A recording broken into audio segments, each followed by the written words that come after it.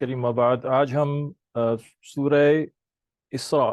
شروع کریں گے، جس کا دوسرا نام سورہ بنی اسرائیل۔ اچھا، اس یہ سورت مکی سورت ہے اور اس میں 111 آیتیں ہیں۔ اسراء کے معنی ہیں رات کے اندر جو سفر کیا گیا تھا نبی پاک صلی اللہ علیہ وسلم نے بیت الحرام سے بیت المقدس تک کا جو سفر، زمینی سفر تھا، اس کو اسراء کہتے ہیں۔ اس کے بعد بیت المقدس سے پھر آپ صلی اللہ علیہ وسلم آسمانوں میں تشریف لے گئے تو جائے گا، وہ معراج کہلاتا ہے عروج سے۔ اور اسراء جو ہے یہ مصدر ہے، اور اسرا جو ہے یہ اس کا فعل ہے۔ سبحان الذی اسرا بعبدہ لیلا من المسجد الحرام الى المسجد الاقصى الذي باركنا حوله لنريه من آیاتنا انه هو السمیع البصیر۔ تو یہاں اللہ سبحانہ تعالیٰ نے نبی پاک صلی اللہ علیہ وسلم کے سفر کو ذکر کیا اور بندے کے طور پر ذکر کیا، اب نبوت کا یہاں ذکر نہیں کیا۔ اور علماء یہاں فرماتے ہیں کہ سب سے بڑا مقام جو ہے وہ عبدیت ہے اور بندگی ہے، اور سب سے بڑا مرتبہ جو انسان حاصل کر سکتا ہے وہ اللہ کی عبدیت اور بندگی ہے۔ تو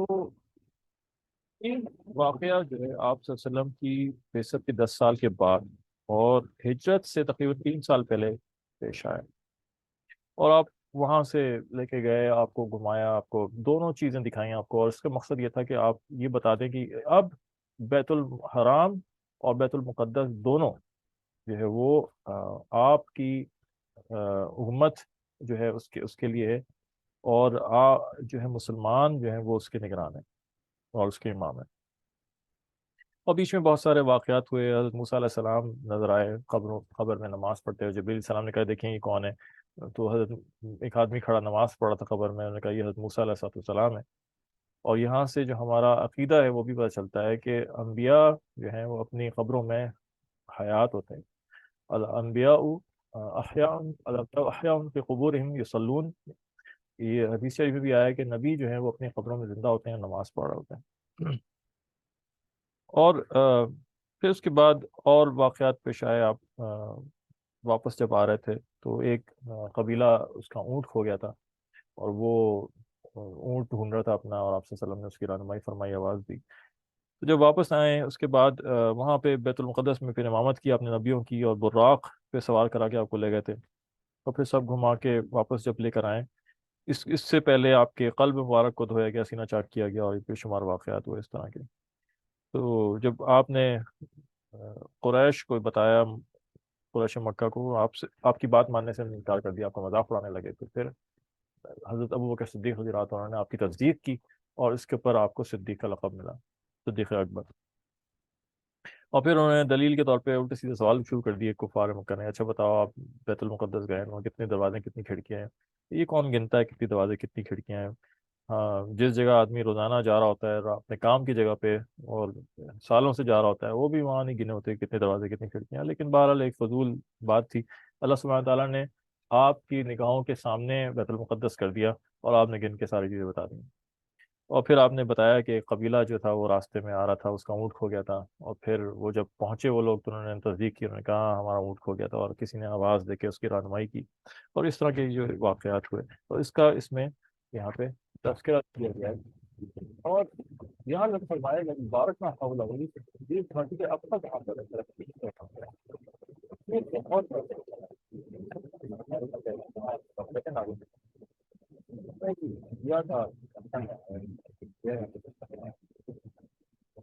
ایک بڑی، اور اس کے بعد پھر مختصراً حضرت نوح علیہ السلام اور کشتی اور قوم کا ذکر ہے، اور حضرت نوح علیہ السلام کے دوبارہ سے جو ہے وہ انسانیت شروع ہوئی، اور آپ بہت بہت اور بھی مسلمان تھے، لیکن جو نسل چلی ہے اصل میں وہ آپ کے 3 بیٹوں کے لیے حام، شام اور یافر سے، اور انہیں سے پھر نسل پھیلی ہے اور مختلف قومیں بھی بنی ہے۔ اور اس کے بعد پھر فرمایا بات ہم سے وقضينا إلى بني إسرائيل في الكتاب ولتعلن علوا كبيرا، یہودیوں کو بتایا کہ جو عروج ملیں گے اور تمہیں دو زوال فإذا جاء وعد أولاهما بعثنا عليهم عبادا لنا أولي بأس شديد فجاسوا خلال الديار وكان وعدا مفعولا. جو پہلا وعدہ پورا ہونے کو آیا. اچھا دو ان کے عروج کے دور اللہ نے یہاں پہ وعدہ فرمایا اور دو زوال کے دوروں کو وعدہ فرمایا. تو اس میں پہلا جو عروج ان کو حاصل ہوا وہ حضرت داؤد اور حضرت سلیمان علیہ السلام. یہ گولڈن پیریڈ کہلاتا ہے یہودیوں کا. یہ زبردست بادشاہت. حضرت سلیمان علیہ السلام بادشاہت کی بڑی دور کا, اور ان کے رقبہ اتنا نہیں تھا اس کا, لیکن کوالٹی بہت بڑی. جنوں پہ, انسانوں پہ, جانوروں پہ, ہوا, سب جیسے زیر نگرانی زبردست. اور یہ گولڈن پیریڈ کا چلا ہے کرتے ہیں. اس کے بعد پڑ گئے اور روٹیاں اور تقریباً جو ہم کا شیوا تھا سلیمان علیہ السلام کے اوپر جادو اور کفر کا الزام لگایا, اور اس طرح کی حرکتیں کی. اللہ کے سورۃ بقرہ میں ہم نے بڑا سلیمان علیہ السلام کو دین سے اور جادو کر دیتے. تو اس کے بعد میں کود پڑ گئی اور اس میں دو گروہ بن گئے. عقیدے کے لحاظ سے یہودا سلطنت ہو گئی, اسرائیل کی طرف ہو گئی, اور آپس میں شریف میں لڑائیاں ہوں گی. اور پھر اللہ یہ فرماتے ہیں وجاء وعد اولاهما علیکم عبادا لنا اولی بأس شدید وجاسوا خلال الدیار وکان وعدا مفعولا. کہ پہلا وعدہ پورا ہونے کے زوال کا پہلا وعدہ پورا ہونے کو آیا تو ہم تم پر ایسے بندے بھیج دیں گے کہ سخت لڑائی والے.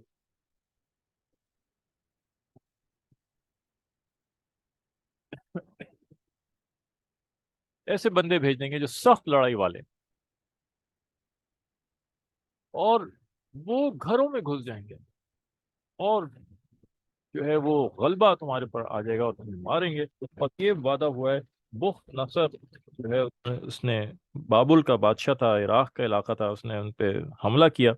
اور ان کا قتل عام کیا. 6 لاکھ یہودیوں کو اس نے قتل کر دیا, 6 لاکھ یہودیوں کو قیدی بنا کر لے گیا. اور فلسطین کی بیت المقدس کی ایک اینٹ سے اینٹ اس نے بجا دی. 2 اینٹیں ایسی نہیں چھوڑی اس نے کہ ان کو آپس میں ٹکرا کے توڑ نہ دیا, اور تباہ برباد کر کے رکھ دیا. اور تقریباً 70 سال تک یہ لوگ بخت نصر کی غلامی میں رہے. اور اس کے بعد ثم رددنا لكم الكرة عليهم وامددناكم لكم باموال وبنين وجعلناكم اكثر نفيرا. پھر یہ کہتے ہیں, پھر فرماتے ہیں اللہ پاک کہ پھر ہم ان پر تمہارا غلبہ واپس کر دیں گے, اور مالوں سے اور بیٹوں کے ذریعے تمہاری مدد کریں گے, اور جماعت کے اعتبار سے خوب بڑھا دیں گے. وَإِنْ أَحْسَنْتُمْ أَحْسَنْتُمْ لِأَنفُسِكُمْ. اگر تم یہودیوں اچھا کام کرو گے تو اپنی جانوں کے لیے اچھا کرو گے, برا کام کرو گے تو بھی تمہاری جانوں کے لیے ہوگا. اس میں تمہارا اللہ کے اوپر کوئی احسان نہیں. تو وہ تباہ برباد ہو چکا تھا فلسطین. حضرت عزیر اللہ کے جو نبی تھے وہاں سے گزرے, اور انہوں نے حالت دیکھی اس کی کہ کچھ نہیں بچا وہاں پہ, اور وہ حیران ہو گئے, کہنے لگے یا اللہ یہ کبھی شہر آباد ہوگا دوبارہ کہ نہیں ہوگا. اور اللہ تعالیٰ نے انہیں نیند دے دی. اپنے گدھے پہ سوار تھے, ان کا کھانا ان کے ساتھ تھا, اللہ نے ان کو سلا دیا. 100 سال تک سوتے رہے. اس دوران میں اللہ نے دوسرا عروج ان کو عطا کیا. اور ایران کا بادشاہ تھا سائرس, اس نے بابل پہ حملہ کر کے اسے فتح کیا, بخت نصر کو ہرایا. اس کو یہودیوں کی حالت ادار پہ رحم آیا, اور ان کو چھڑا کے واپس آزاد کر کے فلسطین میں اس نے بسا دیا. دوبارہ ان کو خوشحالی ملی اور وہ آباد ہوئے. اور پھر 100 سال کے بعد حضرت عزیر علیہ السلام کو اللہ نے دوبارہ سے جگایا, تو دیکھا انہوں نے وہ شہر پورا آباد ہوا ہے, چلت پھرت ہے وہاں پہ, سب کچھ ہے, زندگی اور رہائش شروع ہو چکی ہے. اور پھر اللہ نے ان کو نشانی دکھائی اور کہا کہ دیکھو اپنے گدھے کو دیکھو. گدھا جو تھا وہ ہڈیوں کا ڈھانچہ بن چکا تھا, اور کھانا ابھی تک ان کا ویسے ہی تازہ اور گرم تھا, اور اللہ نے ان کو یہ ایک معجزہ دکھایا. اور پھر حضرت عزیر کی نگرانی کے اندر اور ان کی نبوت کے زیر نبوت وہ بنی اسرائیل کا یہ دوسرا عروج تھا جو شروع ہوا. اور بہت نصر نے ان کی تورات تک لے گیا تھا اور ضائع کر دی تھی, کچھ بھی نہیں بچا تھا ان کا. تو پھر انہوں نے حضرت عزیر علیہ السلام نے معجزاتی طور پہ تورات دوبارہ لکھوائی. وہ ایک طبقہ اس وجہ سے گمراہ ہو گیا, کہنے لگا یہ تو اللہ کے بیٹے ہیں, ان کو پاس تورات کہاں سے آئی. تو وہ شرک میں مبتلا ہو گیا. بہرحال حضرت عزیر علیہ السلام کی نبوت کے اندر ان کو اللہ نے دوبارہ عروج دیا, اور یہ پھیل گئے. اور یہ پھر اس کے بعد اللہ تعالیٰ فرماتے ہیں فَإِذَا جَاءَ وَعْدُ الْآخِرَةِ لِيَسُوءُوا وُجُوهَكُمْ وَلِيَدْخُلُوا الْمَسْجِدَ كَمَا دَخَلُوهُ أَوَّلَ مَرَّةٍ وَلِيُتَبِّرُوا مَا عَلَوْا تَتْبِيرًا. پھر جب دوسرا وعدہ پورا ہونے کو آیا تباہی کا اور زوال کا، تو یہودیوں تو جنگجو قسم کے لوگ ہم نے تمہارے اوپر بھیج دیے، اور وہ گھس گئے تمہارے اندر جس طرح پہلی دفعہ گھسے تھے، انہوں نے بگاڑ دیے تمہارے چہرے، اس اتنا مارا تمہیں کہ تمہارے چہرے بگاڑ دیے۔ اور یہ اللہ کا دوسرا زوال تھا ان کے پر۔ رومی حکومت جو تھی اس نے حملہ کر دیا رومی بادشاہ کے اندر، اور ان کو قتل کیا، اور ان سے بیت المقدس سے ان کو ہٹا دیا اور چھین لیا ان سے، اور تمام اموال ان کو لے لیا، اور لے کر ادھر ادھر تقسیم کر دیا۔ یہ پھیل گئے، ادھر ادھر بھاگ گئے۔ ایران میں بڑی تعداد ان کی گھس گئی، اور آج تک ایران میں یہودیوں کی ایک بہت بڑی تعداد آباد ہے، جو شاید ہر ایک کو نہیں پتہ۔ لوگ سمجھتے ہیں ایران جو ہے وہ مسلمان اسٹیٹ ہے۔ ایران یا تو رافضی اسٹیٹ ہے، یا پھر اس میں ایک بڑی تعداد میں یہودی ہیں، وہ یہودی اسٹیٹ بھی ہے، اور وہ جو ہے بہت چالیں چلتے ہیں امریکہ کے ساتھ مل کے، اور یہ لوگ اس میں غلط فہمی میں رہتے ہیں۔ یہ یہودی اسٹیٹ ہے زیادہ تر، اور یہاں بڑی تعداد میں جب یہ اسرائیل بنا تو وہاں انہوں نے بلایا ان کو دعوت دے کے، لیکن انہوں نے انکار کر دیا۔ کون اپنے ہاتھ سے چھوڑتا ہے؟ ایک اور مملکت ملی ہوئی ہے ان کو وہاں فتنے فساد پھیلانے کے لیے، اور یہ زبردست مورے ہیں امریکہ کے، جن کے ساتھ ڈرامے بازیاں چلتی رہتی ہیں اور استعمال ان کا ہوتا رہتا ہے۔ اور جب دجال آئے گا تو اصفہان کے یہودی آتے ہیں حدیث شریف میں کہ دجال کے ساتھ اصفہان ایران کا علاقہ ہے، اصفہان کے یہودیوں کی ایک بڑی تعداد اس کے ساتھ ہوگی۔ تو یہ سمجھنے کی باتیں ہیں جو ہمیں پتہ نہیں ہوتی ہیں اکثر کو۔ اور اس کے بعد پھر جو ہے یہ جو دوسرا زوال تھا ان کا، یہ چل رہا ہے ابھی بھی، اور اس کے بعد سے بیت المقدس جو ان کے ہاتھ سے نکلا تو پھر عیسائیوں کے ہاتھ چلا گیا، رومیوں کے ہاتھ چلا گیا، رومی پھر عیسائیت میں داخل ہو گیا، پھر حضرت عمر رضی اللہ تعالیٰ عنہ نے فتح کیا، حضرت عمر نے عیسائیوں سے واپس لیا، اور پھر بیچ میں پھر دوبارہ عیسائیوں کے پاس چلا گیا تھا، پھر حضرت صلاح الدین ایوبی رحمۃ اللہ علیہ نے واپس لیا، اور ابھی بھی یہودیوں کا یہ ذلت کا دور چل رہا ہے۔ یہ کچھ ہی عرصے پہلے سے یہ، جیسے قرآن میں اللہ نے ایک اور جگہ پہ آیا تھا کہ اللہ نے یہ وعدہ کیا تھا ان سے کہ اب تم کبھی عروج نہیں ملے گا تمہیں، سوائے اس کے کہ تم کسی اور کی مدد کے ساتھ کھڑے ہو جاؤ، لیکن تم خود سے نہیں کھڑے ہو سکتے، اور خود سے تمہیں عروج نہیں مل سکتا۔ اور یہی بات ہے کہ امریکہ کی مدد کے سہارے جو کچھ اچھل رہے ہیں، ورنہ ان میں کچھ ہے نہیں، کوئی طاقت نہیں ہے۔ بلکہ کچھ عرصے پہلے تک کہ اگر آپ ہسٹری پڑھیں تو آپ کو پتہ چلے گا کہ یہ 1950s میں بھی، 40s 50s میں بھی یہ ذلیل تھے، امریکہ کے اندر چھپ چھپ کے پھر رہے تھے۔ وہاں پتہ چل جاتا تھا کوئی کسی کو یہودی ہے تو اس کو نوکری نہیں ملتی تھی، اس کو تھتکارا جاتا تھا، معاشرے میں ذلت کے طور پہ دیکھا جاتا تھا، یہ چھپا کے پھرتے تھے، اپنا نام بتاتے نہیں تھے کہ ہم یہودی ہیں۔ اور ہٹلر نے مار کے نکالا ہر جگہ سے، وہی کوئی زیادہ پرانا واقعہ نہیں ہے، یہ سیکنڈ ورلڈ وار کا واقعہ ہے۔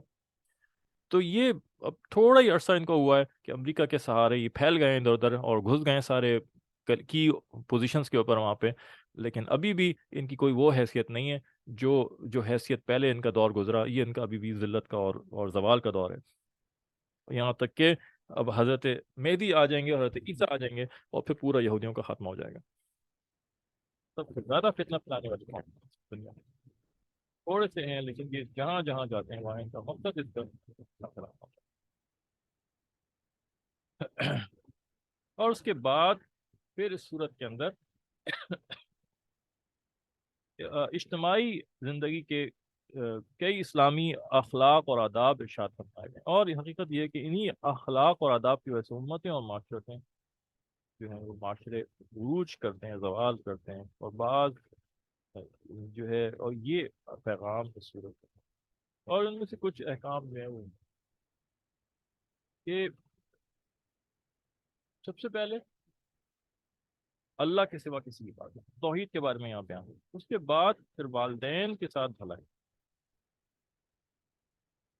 کہ فرمایا وَقَضَىٰ رَبُّكَ أَلَّا تَعْبُدُوا إِلَّا إِيَّاهُ وَبِالْوَالِدَيْنِ إِحْسَانًا، کہ اللہ کے آپ کے رب نے حکم دے دیا آپ کو کہ کسی کی عبادت نہ کرو اللہ کے علاوہ، اور اس کے ساتھ جو اللہ لے کر آئے وہ والدین کے ساتھ احسان ہو، اچھا سلوک۔ اما يبلغن عندك الكبر احدهما او كلاهما فلا تقل لهما اف ولا تنهرهما وقل لهما قولا كريما، کہ ان میں سے کوئی ایک یا دونوں بڑھاپے کو پہنچ جائیں، زندہ ہوں تمہارے ساتھ، بڑھاپے کو پہنچ جائیں، اف بھی نہ کہو ان کو، کیونکہ ایسی عمر میں چڑچڑاپن آ جاتا ہے،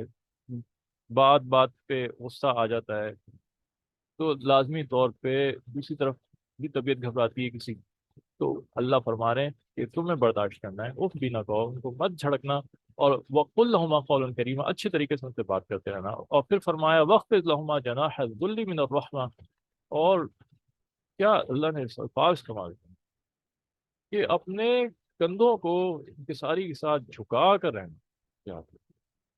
ذلت کے ساتھ ان کے ساتھ آگے جھکے رہنا، جی امی جی، جی امی جی، جی ابا جی، جی امی جی، اور یوں کہنا کہ اور ان کے لیے دعا کرنا رب ارحمہما کما ربیانی صغیرا، اے اللہ ان پہ رحم فرما جیسے انہوں نے مجھے بچپن میں رحمت کے رحم کے ساتھ پالا پوسا، ربکم اعلم بما فی نفوسکم ان تکونوا صالحین فانہ کان للاوابین غفورا، پھر فرماتے ہیں تمہارا رب ان چیزوں کو خوب جاننے والا ہے جو تمہارے دلوں میں، بلا شبہ وہ رجوع کرنے والوں کو بچنے والا ہے، کہ بھئی گڑبڑ ہو جاتی ہے، غلطی ہو جاتی ہے، کبھی آواز بلند ہو جاتی ہے، کبھی جو ہے کچھ غلطی بے ادبی ہو جاتی ہے، تو اللہ فرما رہے ہیں کہ اگر تمہارے دل میں ادب و احترام ہے، اگر تمہارے دل میں ان کے لیے محبت ہے، اور ظاہری طور پہ تم سے خطا ہو گئی، خطا ہو جاتی ہے، انسان سے غلطی ہو جاتی ہے کبھی، تو کبھی کوئی ایسی بے ادبی کی بات ہو گئی، لیکن تمہارے دل میں اگر ان کے لیے ادب ہے، احترام ہے، تو اللہ سے توبہ کرنا، اللہ سے معافی مانگنا، اللہ معاف کرنے والا ہے، اللہ تمہارے دلوں کا حال جانتا ہے، اور انسان خطا کا پتلا ہے، خطا ہو جاتی ہے اسے، ان سے بھی معافی مانگ لو، اللہ سے معافی مانگ لو، اور دوبارہ سے شکر کرو، تو وہ رجوع کرنے والے کو بخشنے والا ہے۔ اور پھر رشتہ داروں، مسکینوں اور مسافروں کو ان کا حق دو، اور پھر اس کے بعد اس آیت میں اہل قرابت، مسکین، مسافروں کو مالی مدد دینے، صلہ رحمی کرنے والوں کا حق فرمایا، اشارہ کیا، اور پھر یہ فرمایا مال کو فضول خرچی میں نہ اڑاؤ، یعنی بخل نہ کرو، اور نہ ہاتھ اتنا کشادہ رکھو کہ کل کو پچھتانا پڑے، درمیان کے راستے کو چلنے کو کہا گیا، نہ اتنا کنجوسی کرو کہ ضرورت کی جگہوں پہ بھی خرچ نہ ہو،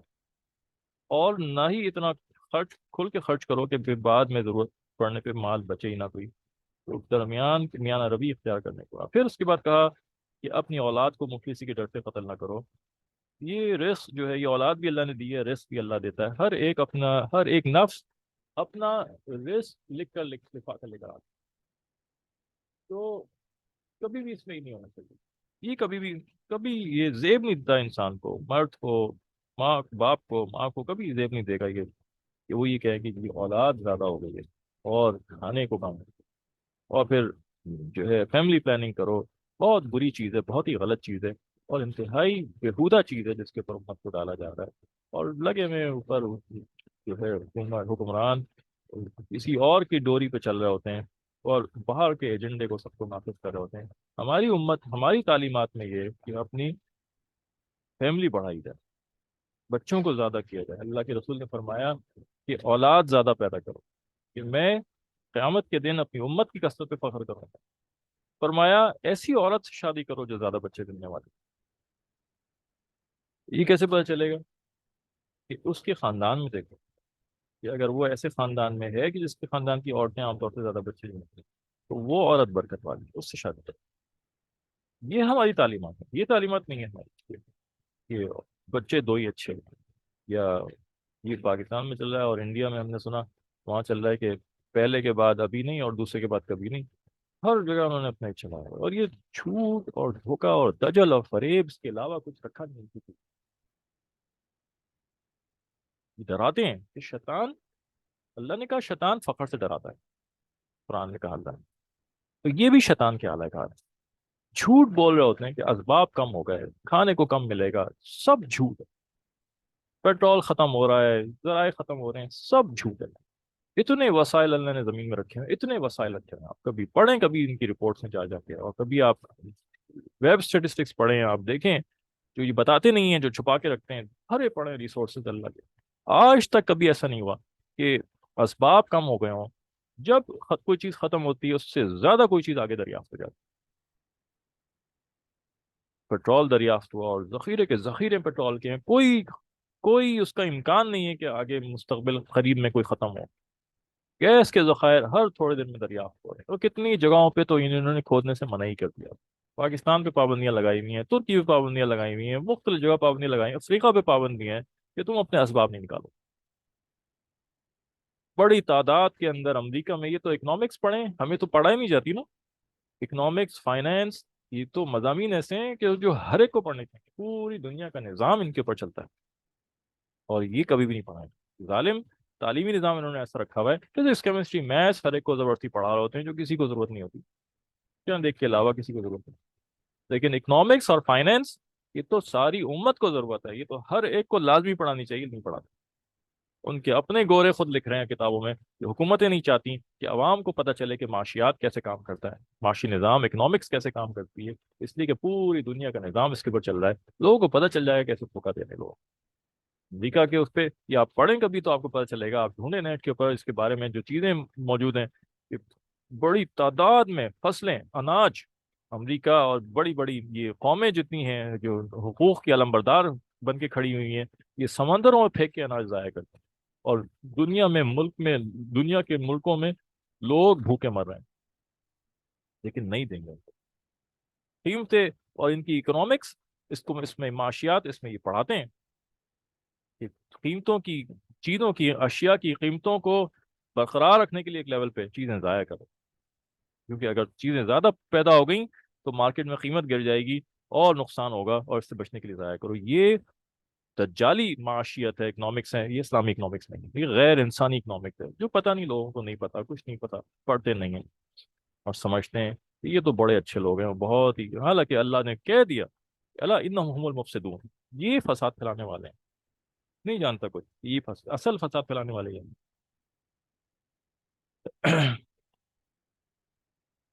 تو ہم ہمیں تعلیم یہ ہے کہ ہم اولاد پیدا کریں زیادہ، ہمارے تو 6 6 8 8 10 10 12 12 بچے ہونے چاہیے، گاڑیوں میں کوئی ڈکی میں بھرا ہوا ہو، کوئی آگے، کوئی کندھے پہ بیٹھا ہوا، کوئی گود میں، کوئی آگے کھڑا ہوا ہو،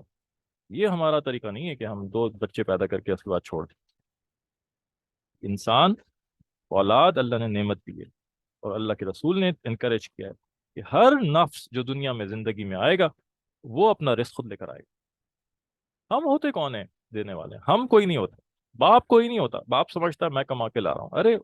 اس کو تو ان کے مقدر کا رزق مل رہا ہے، تو یہ کہا گیا کہ تمہارا مہمان جو تمہارے گھر میں آتا ہے وہ اپنا رزق خود لاتا ہے، تم کون ہوتے ہو دینے والے، وہ اپنا رزق تمہارے گھر سے کھا کے جاتا ہے، تمہاری جو ہے عزت ہے کہ وہ کھا وہ اپنے مقدر کا رہا ہے، اور اجر تمہیں مل رہا ہے مفت میں بیٹھے بیٹھے، وہ فارسی کا شعر ہے کہ شکر ادا کر کے مہمان تو روزی خود خوردن از خوان تو، کہ تم شکر ادا کر کہ تمہارا مہمان اپنی روزی تمہارے دسترخوان سے کھا رہا ہے، جس کا رزق جس کا ہے وہ وہاں پہنچے گا، وہ بھی وہاں پہ پہنچے گا، رزق یطلب العبد کما یطلب اجلہ، کہ نبی پاک نے فرمایا انسان کا رزق اس کو ایسے ڈھونڈتا ہے اور ایسے اس کے پیچھے دوڑتا ہے جیسے اس کی موت اس کے پیچھے دوڑ رہی ہے، کہ وہ پہنچ کے رہے گی، اسی طرح رزق پہنچ کے رہے گا، ہرگز ہرگز، بہت ہی غلط اور گناہ کا عقیدہ ہے کہ یار اسباب کہاں سے آئیں گے لہذا بچے کم پیدا کرو، اللہ کہتا ہے لا تقتلوا اولادکم من خشیۃ املاق، یہ بھی اولاد قتل کرنا ہوا، ادھر اور عرب قتل کرتے تھے زندہ کو، نہ پیدا کرنا بھی قتل کرنا ہوا، کہ تم روزی کی ڈر سے کر رہے ہو، یہ تو بہت ہی باطل عقیدہ ہے پھر اس کے بعد اور ہمیں فرمایا، ہمیں بتایا گیا کہ تمہیں جو رزق مل رہا ہے یہ تمہارے کمزوروں کی وجہ سے مل رہا ہے، بوڑھوں کی وجہ سے، تمہارے گھر میں جو بوڑھے ہیں، جو عورتیں ہیں، جو بچے ہیں، ضعیف لوگ ہیں، کمزور ہیں، جو خود نہیں کما سکتے ہیں، جو تمہارے اوپر ڈیپینڈنٹ ہے، تم سمجھتے ہو کہ تم ان کو دے رہے ہو، نہیں، تمہیں ان کی وجہ سے ملا ہے۔ رسول پاک صلی اللہ علیہ وسلم کے زمانے میں ایک صحابی،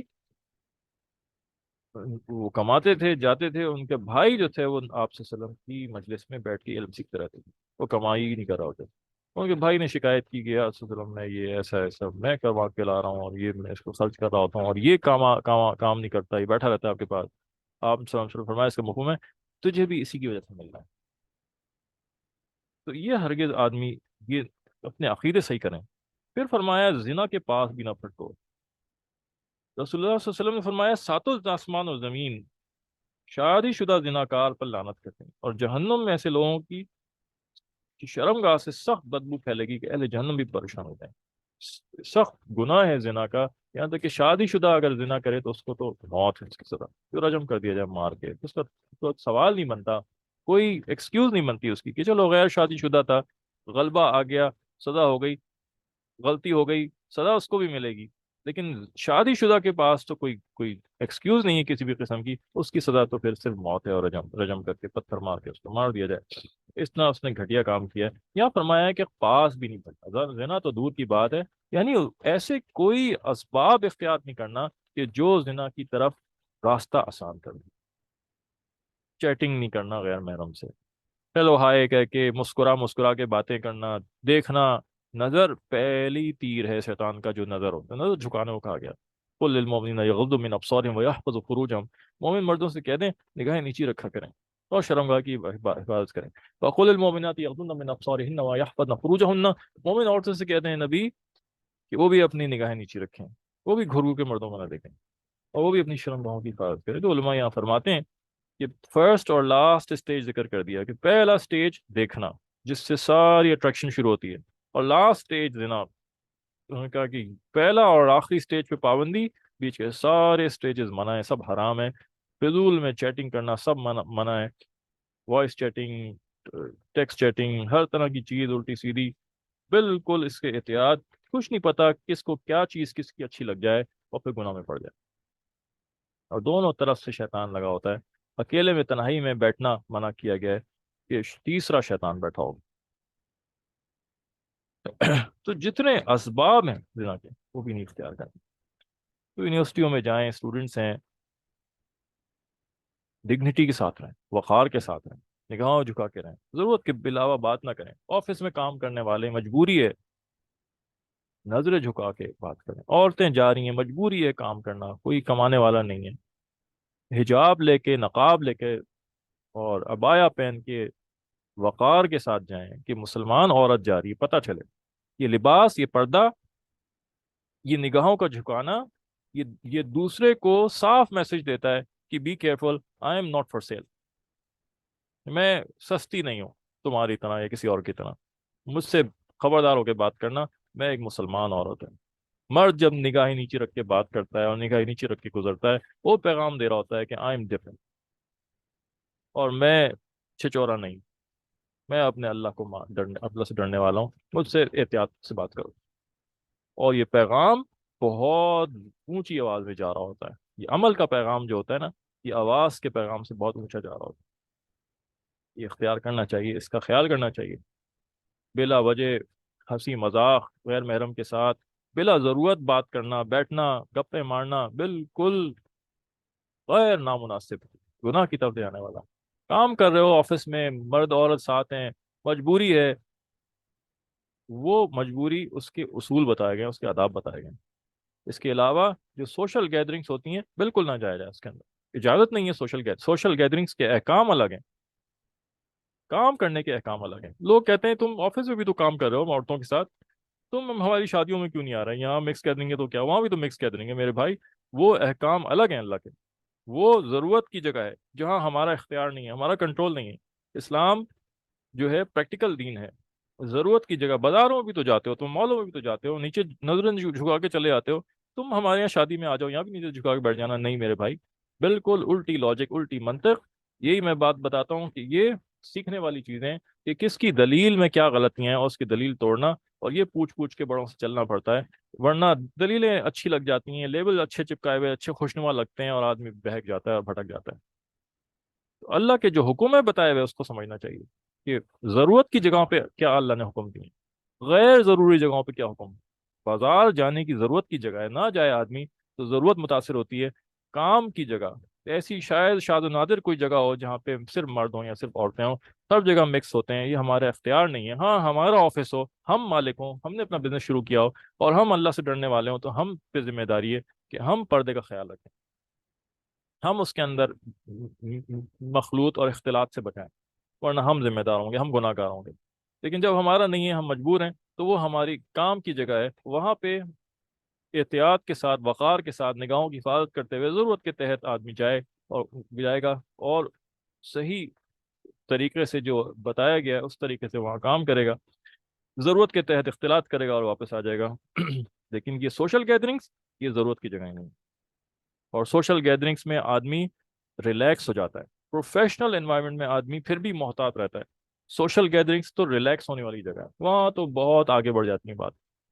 تو بالکل وہاں منع ہے، کوئی اجازت نہیں، کسی قسم کا جواز نہیں بنتا وہاں پہ کہ وہاں نہیں جانے کی اجازت نہیں ہے، کہ وہاں جاتے ہو تو وہاں بھی جاؤ، بالکل غلط۔ اور پھر فرمایا کسی جاندار کو ناحق قتل نہ کرو، اللہ رسول اللہ صلی اللہ علیہ وسلم نے فرمایا ہر گناہ کے بارے میں امید ہے اللہ تعالیٰ معاف کر دیں گے، مگر اس نے جان بوجھ کر کسی کو قتل کر دیا، کسی انسان کو قتل کر دیا، ناحق قتل کیا، یہ جو ہے بہت شدید گناہ ہے۔ پھر یتیم کے مال میں ناجائز تصرف نہ کرو، وعدہ کرو تو اسے پورا کرو، ناپ تول پورا پورا کرو، پھر جس چیز کے بارے میں تحقیق نہ، اس کے پیچھے نہ پڑو، الٹے سیدھے اپنی طرف سے خیالات نہ داغو، نہیں پتا کہہ دو نہیں پتا ہمیں بات، زمین پر اکڑ کر نہ چلو، اللہ کے رسول نے فرمایا تواضع اور پستی اختیار کرو، کوئی آدمی کسی دوسرے پہ فخر اور بڑائی کا امتیاز نہ کرے، کسی پر ظلم نہ کرے۔ اور پھر اسی صورت کے اندر سورہ الاسراء یعنی بنی اسرائیل میں جو آیت ہے زبردست، ربی ادخلنی، دعا ہے ربی ادخلنی مدخل صدق واخرجنی مخرج صدق واجعل لی من لدنک سلطانا نصیرا، بہت زبردست دعا ہے، بہت ہی طاقتور دعا ہے۔ آدمی جب کسی مصیبت میں پھنس جائے، مشکل میں پھنس جائے، الزام اس کے پر لگ جائیں غلط، یہ دعا ہے کہ جب آدمی مغلوب ہو تو پھر اس دعا کو مانگے، بڑی ہم نے اس کا فائدہ دیکھا، اور بہت دھارس دیتی ہے، اور بہت اللہ کی طرف سے مدد آتی ہے۔ تو دعا یہی کی گئی ہے اللہ سچائی کے ساتھ مجھے اس معاملے میں آپ نے داخل کیا، سچائی کے ساتھ ہی نکالیں، اور اپنی طرف سے سلطان نصیرہ، ایک زبردست مدد کرنے والا ہمیں مدد کرنے والا بھیج دیں اور مقرر فرما دیں۔ بڑی مضبوط دعا ہے، اس کو یاد کرنا چاہیے، اور ہر مصیبت اور مشکل میں پھر اس کا بالکل۔ اور پھر اسی کے اندر روح کے بارے میں سوال ہے، یسألونک عن الروح قل الروح من امر ربی وما اوتیتم من العلم الا قلیلا، یہودی نے آپ سے سوال کیا یہ روح کے بارے میں بتائیں کیا ہے، تو اللہ نے پھر وہی نازل فرمائی کہ یہ تم سے روح کے بارے میں پوچھتے ہیں، تم ان سے کہو کہ روح جو ہے وہ اللہ کا امر ہے، اللہ کا حکم ہے۔ آج تک پتہ نہیں چل سکا روح کیا ہے، سائنس بھی تحقیق کر کر کے تھک گئی، سائنس تو مانتی نہیں روح کو کہ روح کیا کوئی چیز ہے، وہ کہتی ہے بس مر گیا، ہارٹ بیٹ رک گئی یا انسان مر گیا، لیکن ان کو یہ نہیں پتا کہ روح کیا ہے، کسی کو نہیں پتا۔ اللہ کہتے ہیں وما اوتیتم من العلم الا قلیلا، تمہیں بہت تھوڑا علم دیا گیا۔ اور کہ کیسے انسان زندہ ہے اور کیسے ایک دم سے مر جاتا ہے، اور زندگی کیسے چل رہی ہے کچھ نہیں پتا، کچھ اندازہ نہیں پتا، عجیب سی چیز اللہ نے ایک روح بنا دی۔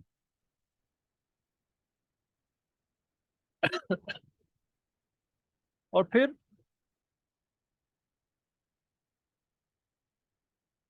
میں اس پہ کہتا ہوں کہ پاکستان بھی امر ربی ہے، ایک روح کے بارے میں اللہ نے کہا کہ امر ربی ہے، پاکستان بھی امر ربی ہے، کچھ نہیں پتا کیسے چل رہا ہے، ہر ایک توڑنے کی کوشش کر رہا ہے، اندر سے بھی، اندر والے بھی لگے ہوئے ہیں، باہر والے بھی لگے ہوئے ہیں، بس وہ چل رہا ہے اور چل رہا ہے، کسی طرح سے چل رہا ہے، کیسے چل رہا ہے کسی کو نہیں پتا، تو یہ بھی امر ربی اللہ نے بنا دیا۔ اور واقعہ بھی یہی ہے کہ اللہ کا ایک خاص مقصد تھا جو اللہ نے بنایا، اور یہ حضرت مہدی کے ساتھ ہی تیار کرنے کی جگہ ہے۔ اور پھر اس کے بعد سورہ کہف شروع ہوتی ہے، کہف کا لفظ جو ہے وہ غار، اس کے غار ہے، اور اس میں غار والوں یعنی اصحاب الکہف کا واقعہ اس کے اندر آتا ہے۔ یہ سورہ بھی مکی ہے۔ جب مخالفین کی طرف سے ظلم و ستم اور مزاحمت بڑھ گئی، شدت اختیار کر گئی، تو مسلمان جو مکے میں جن کو ستایا جا رہا تھا ان کی تسلی کے لیے اللہ تعالیٰ نے اصحاب الکہف کا قصہ سنایا، تاکہ ان کی ہمت بندے، ان کو پتا ہو کہ اہل ایمان اپنے ایمان بچانے کے لیے پہلے بھی کیا کیا کرتے رہے، اور یہ کہ صرف یہی زمانہ نہیں ہے کہ جن پہ ظلم و ستم ہو رہے ہیں، ہر زمانے میں اہل ایمان کو ستایا گیا۔ اور یہ صورت مشرکین مکہ کے 3 سوالات کے جواب میں نازل ہوئی، جو انہوں نے یہود مدینہ کے مدینہ کے یہود نے ان کو سکھایا کہ پیچھے جا کے انہوں نے ایک وفد بھیجا کہ مدینہ میں کہ بھئی یہ ایک ہمارے یہاں سے یہ نبی ایک اٹھے ہیں، اور انہوں نے ہمیں ہمارے معبودوں کو برا بھلا کہہ ہم پریشان کر دیا، یہ قابو میں نہیں آ رہی کسی طریقے سے، تم ہم سے اب یہ خود آسمانی کتابوں کی باتیں کرتے ہیں، اور تم بھی آسمانی کتابوں کی باتیں کرتے ہو، ہمیں بتاؤ کہ ہم ان سے کیا پوچھیں، ان کو کس طرح سے بحث میں ان کو الجھائیں اور ان کو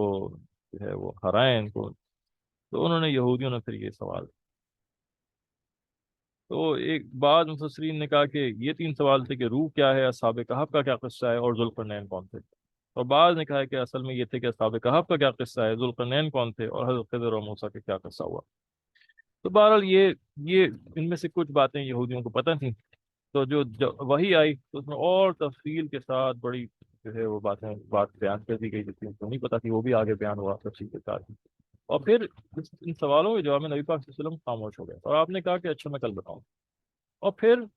وہی نہیں آئی، آپ اس انتظار میں تھے کہ بھائی آئے، پھر 15 دن گزر گئے، وہی نہیں آئی، اور پھر خوب قریش نے مذاق اڑایا، اور خوب ایک ایک جگہ محلے میں بچے تک کو پھیلا دی بات،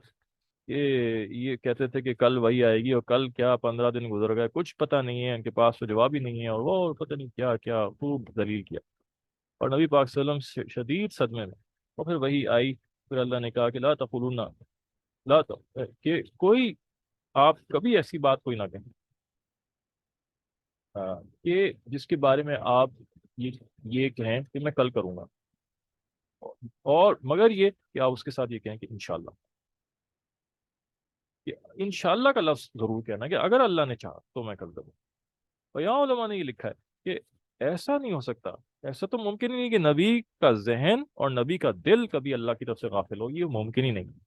رات کو نبی پاک صلی اللہ علیہ وسلم سو رہے تھے، عائشہ نے پوچھا ایسا سنو آپ وطر پڑے بغیر سو رہے ہیں؟ آپ نے کہا عائشہ میرے آنکھیں سو رہی ہیں، میرا دل جاگ رہا ہے۔ تو نبی کا دل و دماغ ہر وقت اللہ سے جڑا رہتا ہے، تو یہ تو سوال ہی نہیں پیدا ہوتا کہ نبی کو نے کبھی اپنی طرف یہ چیز جوڑی ہو، یا اس کو کبھی یہ ہو کہ اللہ کے علاوہ کسی اور سے مدد مل سکتی ہے، تو منہ سے کہنے کی کیا ضرورت ہے؟ یہاں لوگ کہتے ہیں بھائی ہمارے دل میں یہ بات ہے، ہمیں منہ سے کہنا کیوں ضروری ہے؟ یہاں اللہ کہہ رہا نہیں، منہ سے کہنا بھی ضروری ہے، تمہارا دل اپنی الگ جگہ، لیکن تمہاری زبان پہ بھی یہ ہو کہ انشاءاللہ اگر اللہ نے اگر چاہا تو میں بتاؤں گا۔ یہاں سبق یہ ہے کہ زبان سے کہنے کی عادت ڈالو، اور ہماری زبان پہ مستقل چرچے اور تذکرے اللہ کے لیے، بچوں کو بھی عادت ڈالنا ہے، ایک دوسرے کو میاں بیوی جو ہے وہ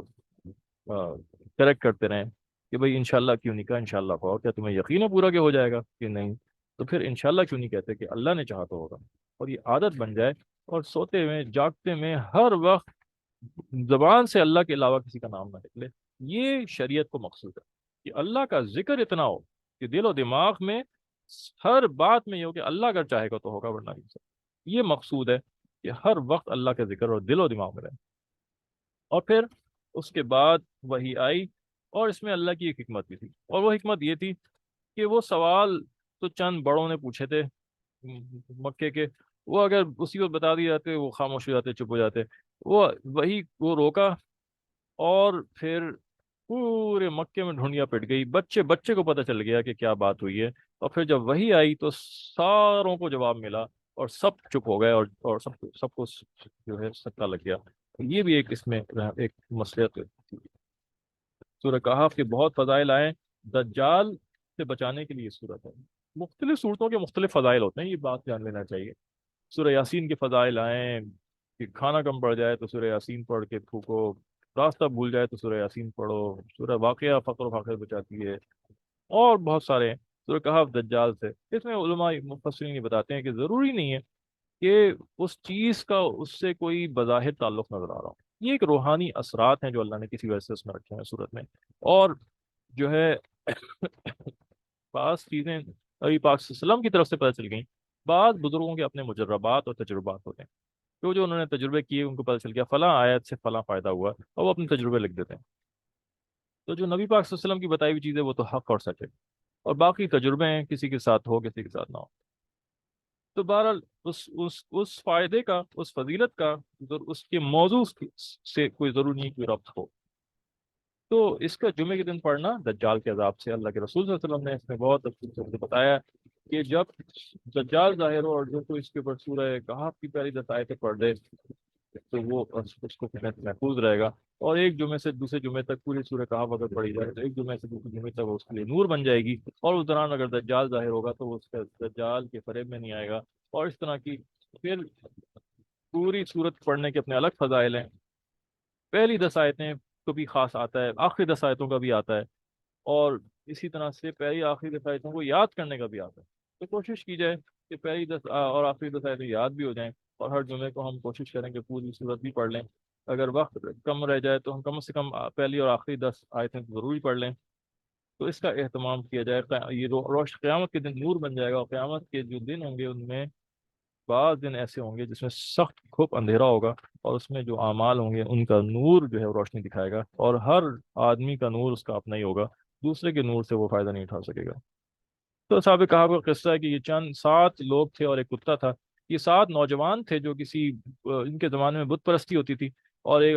اپنے سوشل گیدرنگ میں ان کی ملاقات ہوئی، بیزار تھے یہ کہ یہ کیوں یہ باتیں کیوں ہو رہی ہیں، اور یہ ایک درخت کے نیچے آ کے بیٹھ گیا ایک آدمی، پھر دوسرا لڑکا آ کے بیٹھ گیا، پھر وہیں ان کی ملاقات ہوئی، وہیں جان پہچان ہوئی، پھر انہوں نے طے کیا کہ یار یہ تو سارا بہت غلط چیزیں ہو رہی ہیں، اور ہم یہاں سے بھاگ جاتے ہیں اس سے اور اپنے ایمان کو بچاتے ہیں، اگر ان میں رہے تو یہ ہمارے پر پریشر ڈال کے ہمیں بھی اپنے ساتھ غلط کاموں میں شرک میں مجبور کریں گے،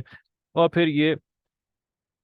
7 لوگ اور ایک کتا پھر یہ بھاگ جاتے ہیں اور یہ غار میں پناہ لیتے ہیں۔ بعض کہتے ہیں کتا تھا، بعض کہتے ہیں ایک قول یہ بھی آتا ہے کہ شیر تھا وہ، لیکن راجہ قول یہ تھا کہ کتا تھا، اور وہاں پہ غار میں پہنچتے ہیں اور اللہ تعالیٰ ان کو سلا دیتے ہیں، 309 سال سوتے رہتے ہیں، اور اللہ ان کو بغیر کھائے، بغیر پلائے، بغیر گلے سڑے، یہ کسی قسم کا چند دن آدمی بستر پہ بیڈ ریسٹ پہ آ جاتا ہے تو بیڈ سورس ہونے لگتے ہیں، اس کو جسم درد کرنے لگتا ہے اور تکلیفیں شروع ہو جاتی ہیں۔ یہاں اللہ نے 309 سال تک ان کو سلائے رکھا، اور کچھ نہیں، بالکل صحت مند، بغیر کھائے پیے۔ 309 سال کے بعد ان کی آنکھ کھلتی ہے، پھر آپس میں بحث ہوتی ہے کتنے سال سوئے، کتنا سوئے، کوئی کہتا ہے 1 دن سوئے، کوئی کہتا ہے 1.5 دن سوئے، کوئی کہتا ہے آدھا دن، وغیرہ وغیرہ، کوئی کہتا ہے یار اللہ، کوئی کہتا ہے بھائی اللہ جانتا ہے کتنے سوئے، بہرحال بھوک لگ رہی ہے، کھانا لے کر آؤ، تو پھر پیسے ان کے پاس ہوتے ہیں کچھ، وہ ایک آدمی کو دیتے ہیں، پھر وہ ان کو تو پتہ نہیں ہوتا ہم کتنا سوئیں اس سمے، تو کہتے ہیں کہ بھائی دیکھ بھال کے جانا، ایسا نہ ہو کہ کوئی ہمارے پیچھے پڑ جائے اور ہمیں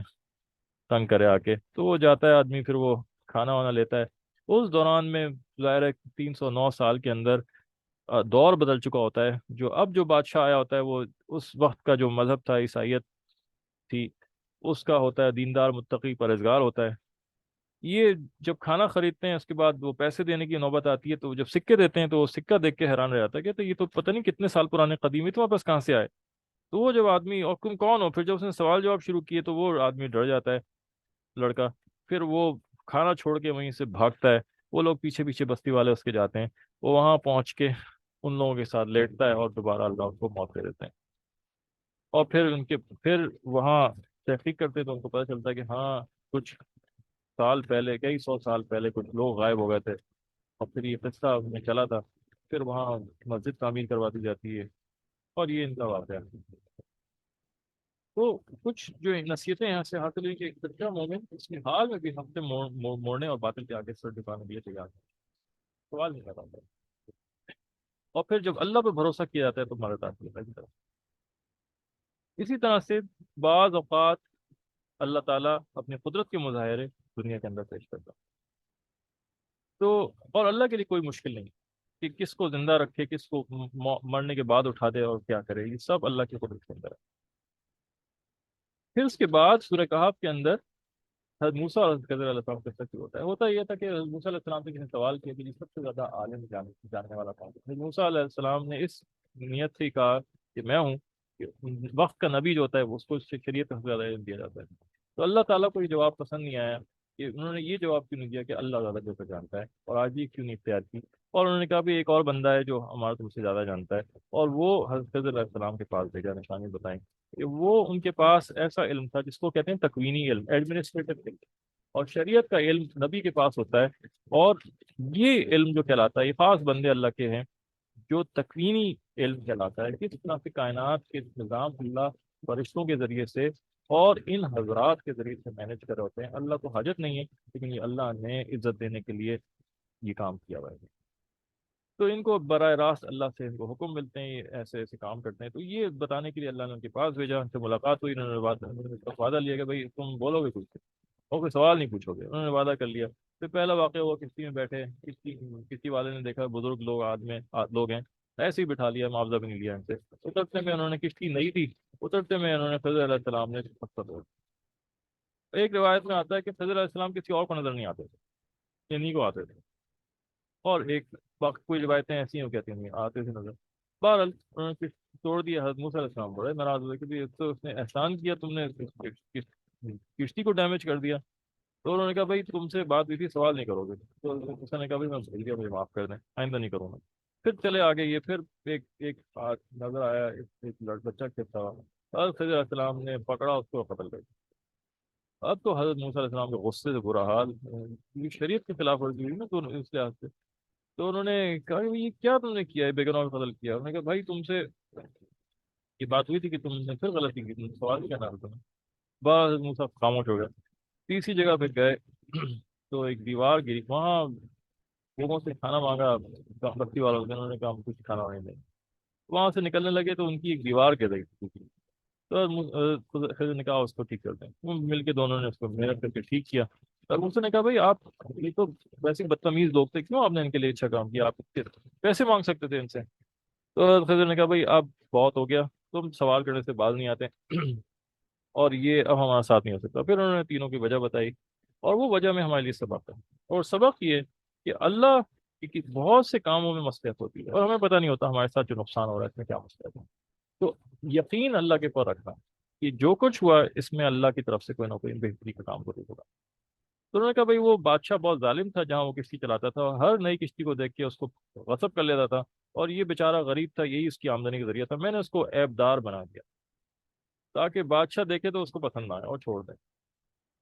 یہ ہوتا ہے بہت دفعہ، اللہ تعالیٰ عیب دار بنا دیتے ہیں۔ دعوت کی محنت کو ہمارے بڑے فرماتے ہیں کہ عیب دار بنا دیتے ہیں، تبلیغ کی محنت کو،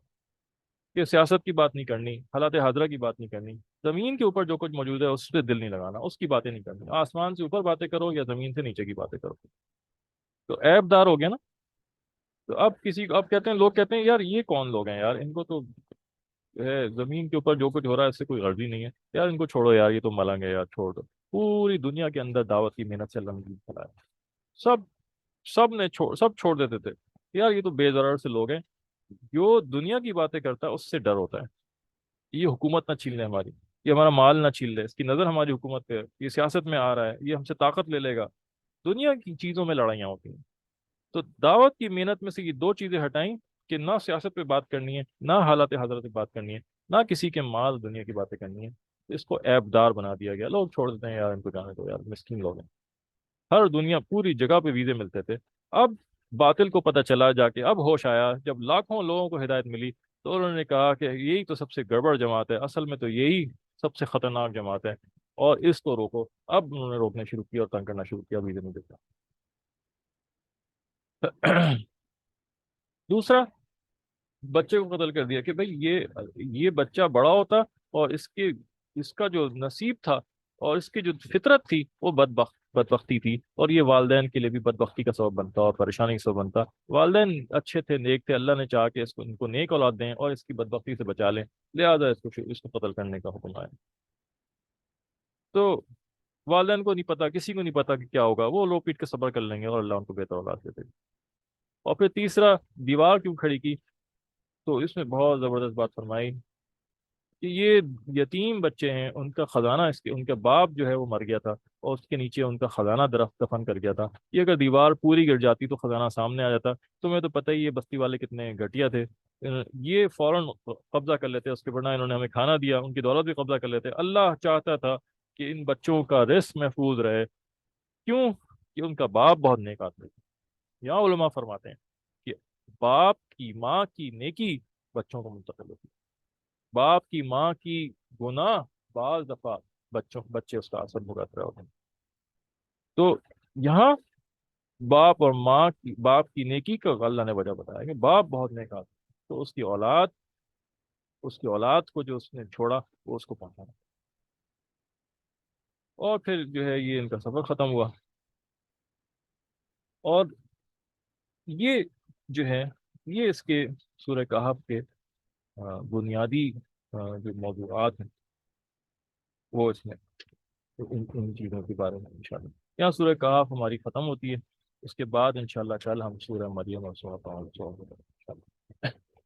اللہ تعالیٰ ہمیں عمل کی توفیق عطا فرمائے۔ اللهم لك الحمد كما انت عليك فلسطين وانا محمد كما انت وقلنا كما انت وسلم انت المغفرة. اللهم ارنا الحق حقا وارزقنا اتباعه وارنا الباطل باطلا وارزقنا اجتنابه. اللهم اهدنا واهد بنا واجعلنا سببا لمن اهتدى. یا اللہ جو کچھ ہم نے پڑھا، جو کچھ سنا، اس کو قبول فرما لیجیے، اس پہ عمل کی توفیق، اس کی سمجھ عطا فرما دیجیے، فہم عطا فرما دیجیے، جو سمجھا اس پہ عمل کی توفیق عطا فرما دیجیے، ہمیں دین کی محنت میں قبول کر لیجیے، تقوی پرہیزگاری عطا فرما دیجیے،